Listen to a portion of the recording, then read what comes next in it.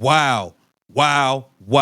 This is crazy. Caitlin Clark just unloaded on Cathy Engelbert and exposed the absolute truth about her injury. We had reporters lying to us. We had one reporter saying it was because of this, one reporter saying it was because of that. Caitlin Clark just exposed the entire truth about her injury and exposed Cathy Engelbert. This is crazy. One of the wildest days in women's hoops. Let's get right into it. Welcome to Keep the Vision. Make sure you like, comment, subscribe, share the channel, hit that bell notification. Let's get right into what the GOAT, Caitlin Clark, had to say, because she let it all out and the offseason plan. This is wild. Let's get to it. Hi, Caitlin. What's the status of your health right now, and what specifically injury-wise between the ankle and the groin was it that prevented you from coming back this year? Yeah, honestly, I've been working really hard to get back to full health, and I feel like probably over these last couple of weeks is when I've probably started feeling my best. Obviously, my ankle kind of didn't allow me to really see where my groin was at. It was, I think, my second. Okay, so the groin, it wasn't the groin. The groin was good, y'all. It was just the ankle. I don't know why they act like they couldn't tell us that on the Indiana Fever's website. It says she's out because of a groin. It does not say she's out because of an ankle. So no transparency with the organization. Full court workout back when we were in, I don't even know what month that would have been, but I just went to kind of make a move, and unfortunately my ankle completely rolled all the way forward, and probably one of the worst sprains I've dealt with. But just tried to stay positive best I can, and but I honestly feel like I'm in a really good spot. And people don't always realize, people that are kind of in the basketball world, or whether if you're in other sports too, when you're injured, it's honestly more work than when you're playing. So I've spent so much time here in this building this season just trying to get healthy and trying to kind of just get back to 100%. And honestly, I think that if I never was, I obviously played that game in Connecticut, and that's where I kind of felt some more pain in my right groin, and then obviously had some tests and other things done. And there was no decision of this is the end of my season. I had full intention of returning, and I think in a way that was probably positive for me, because that's how I approached every single day. I came in here I was going to play, I was going to get back out on the court, and it probably would have been even more devastating and crushing knowing that I was never going to be able to put my uniform back on for the rest of the season. But you just approach it every single day, you attack and get better, and it'll be the same for me going forward. That work doesn't stop, and I think I've had really good perspective on it all, and that's probably what I'm most proud of too. The game needs CC back. The women's game definitely needs Caitlin Clark back. She brought a level of excitement that we've never seen, in a women's game before. And ever since she has not been playing, the story in women's basketball has been just the fouls, toys being thrown on the court, Cathy Engelbert and the feast call. It's been nothing good on the basketball side. Hey, Caitlin, good to see you. Obviously, there's been a lot kind of going on this week. What? You might have heard some things.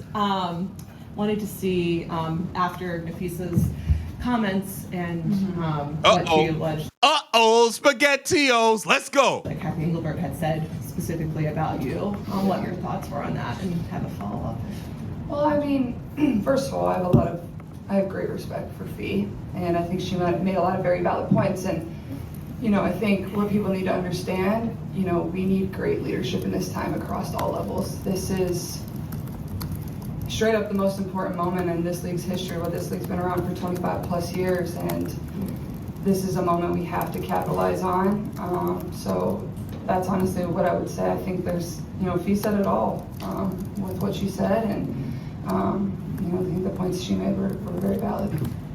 Had you heard that story from her before No. she said it publicly? And then have you spoken with Cathy Engelbert or heard from her at all since then? No.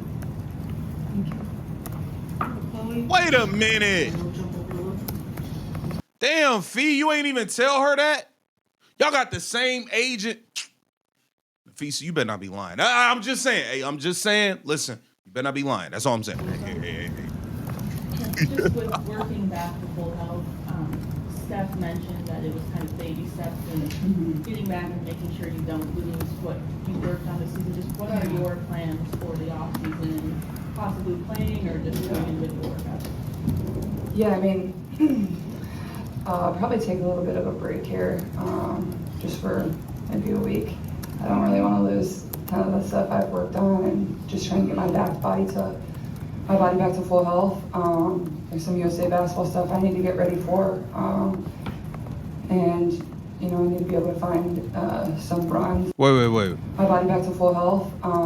There's some USA basketball stuff I need to get ready for, and I need to be able to find some runs and some ways to play 5-on-5, just so I can kind of get that feel back. And so it looks like Caitlin Clark won't be doing Unrivaled. It says she looked like she's gonna have to find some boys to play 5-on-5 with. And I need to be able to find some runs and some ways to play 5-on-5, just so I can kind of get that feel back. And but more than anything, I think. Okay, so we can rule out all this overseas stuff. It sounds like Caitlin Clark is gonna be working out individually and doing her own 5-on-5 runs with guys while preparing for the Team USA camp. And that is her plans for the offseason. Not Unrivaled, not starting her own league, not going overseas. We're getting a lot of answers here. We are getting a lot of answers here, you guys. We get this is good. My main focus is really just getting my body healthy, and once we get back to 5-on-5, like just being able to test my body and make sure I know it's in a good spot where it's going to be able to help hold up with everything that we think we've corrected or we think we've worked on, to be able to know I'm in a really good spot there. And when you go through injuries, especially in my scenario where it's been a few of the reoccurring kind of bouncing around, which isn't necessarily uncommon in my situation just because of compensation, and when you're dealing with things in that groin area, that just is kind of how it can go sometimes. I think it's important that you can become confident in your body again, and that's for anybody that goes through injury. So that's probably going to be my main focus, is just feeling 100% again, and then obviously having that confidence in my body too. We'll go to Lou and then to Josh. Right, yeah. Continuing on what Chloe asked, how close are you to that 100% and being able to do the 5-on-5? I don't think we really knew you hadn't played any 5-on-5 up and down the court any time in the event. So I think that's probably where people struggle to understand at times, is there is a huge difference in me standing there and shooting spot shots and running up and down. But in a basketball game, like, I'm not thinking like, oh, I'm planting here, oh, I'm cutting, oh, I'm doing this, oh, I'm doing that. Like, you're just doing it. So your muscles need to be able to react and withstand that type of stuff. So that's where the 5-on-5 becomes really critical. And then obviously the contact piece of it too. Like, you don't know where you're going to be taking contact from, but my goal, it was the end of October to kind of be out there and trying to get back to playing 5-on-5, and I think that's a very reasonable thing for me. And I've been grinding as hard as I possibly can, and that's how it's always kind of just been for me. Like, I love the work, I love putting in the work, and it's been difficult not being able to like see the time you put in, being able to put on your jersey and see it pay off. But I think, like I said, I think it's been a really good opportunity for me to learn a lot about myself, and certain lessons that will probably be really important throughout my career as well. Let's Josh and Brian. Thank you. Good morning.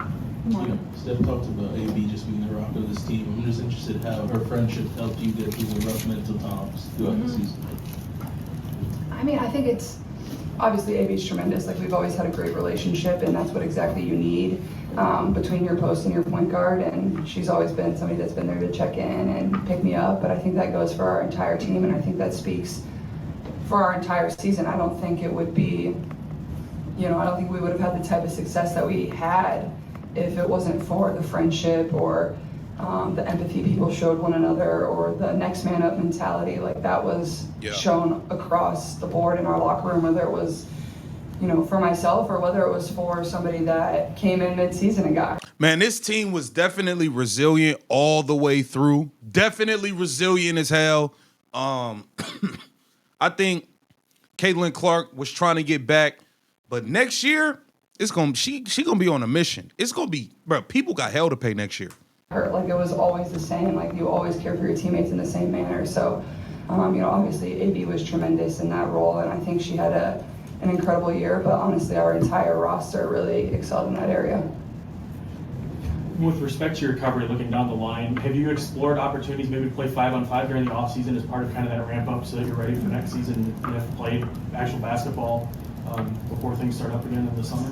Yeah, I mean, I think you always explore every opportunity, and I haven't made any decisions, and I don't know, you know, what that's necessarily going to look like for me. Like I said, there's some USA basketball stuff that is probably my top priority right now that I need to prepare for, and I think that will help me prepare for next season too.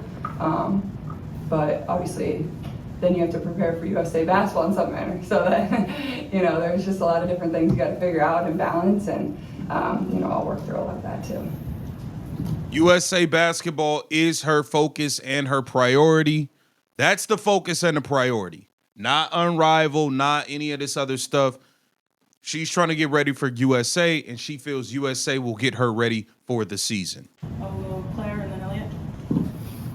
With you know, FIBA playoff run, ACES playoff run, wnba All-Star, NBA All-Star, all here in Indy. Tell us what it means to you to play here and what makes Indy so special. Yeah, I mean, this place is incredible, and I think you've heard so many people talk about it over the course of the last few weeks, whether it's the Colts, whether it's Pacers, whether it's been our players. You know, it's just incredible. It's, in a way, it almost feels like a college, like a university. Like all the teams are supporting each other, and like you don't get that in professional sports really. But like you have that here, and I think that just speaks, like, I always say, like, obviously I'm from Iowa, like really fortunate to have, you know, made different friendships with different athletes across the city, and just have the support from not only the city but the state as a whole. You know, I would love to go play over there. You know, I think it would be really fun. I think it, you know, obviously there's quite a few, you know, obviously if it's in Paris, there's some great French players on other teams as well that could make it exciting. Obviously the Pacers played Wemby over there, and I know they had an amazing time. You know, when you're in the heat of battle, it's, your emotions are high, and you know, you feel things differently. And I think when you're on the sidelines and you don't have your jersey on, you can observe and really watch people and learn. She's talking about watching the game from the sideline. I mean, I think over the course of my career, and obviously you always want to become a better leader. And All right, we'll go one more on Zoom with Maddie Kenny, and then we're gonna probably wrap up in the room. Brand and like your own individual, you know, different brands, and you've been to make this the league that, you know, a 5-year-old, a 10-year-old, a 15-year-old, a girl in college is really proud of, to come into, and to be able to put a WNBA uniform on, and you know, that's what they dream of, and then hopefully they can accomplish that goal, because that's exactly who I was, and that's, you know, really at the end of the day, like, I hope that's what, have I seen her be disappointed in the amount she played. And I was here at the beginning of last year when she was getting DNPs, and was the exact same person as she is right now, as, you know. She's talking about Lexi Hull. Probably she turned into our third option offensively, because, you know, we lost so many players, but also like she embraced that and she worked for that and she wanted to be in that moment. And you know, I think she's really flourished and her game has improved quite a bit. She's always been such a tenacious defender, and obviously you all know she's had some back troubles throughout the end of this playoffs here. And I'm like, Lex, like, you just play reckless. Like, you're gonna, like, I was holding my breath those last few games, but that literally just sums up the type of person she is. Like, she's selfless. Like, she's Lexi Hull, balls to the wall, man. So there we have it. Caitlin Clark exposing the entire truth about CATHY Engelbert, and then the Lisa Collier situation, her off-season plans, and we got the truth about her injury. Get down in the comments and let me know what you think about this. This is Keep the Vision. Make sure you like, comment, subscribe, share.